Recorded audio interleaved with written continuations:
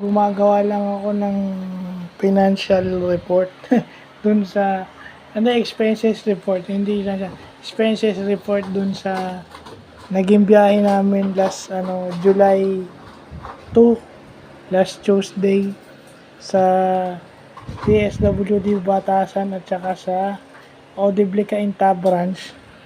So nag-note lang ako kay press nag-report lang ako ano yung nagastos ko dahil nag-contribute yung ating mga kasama at isa dun si Pres Simon sa nag-contribute. So nilista ko lang lahat ng ginastos ko, no? Salamat din kay Sec G, no? Ayoko nang ilagay kung ilang ml yung Mountain Dew ko dahil marami magagalit. Basta nilagay ko na lang Mountain Dew. Nilagay ko na lang pero doon sa letter tinanggal ko kung ilang ml. Mas importante yung nakalagay sa letter kaysa doon sa drop.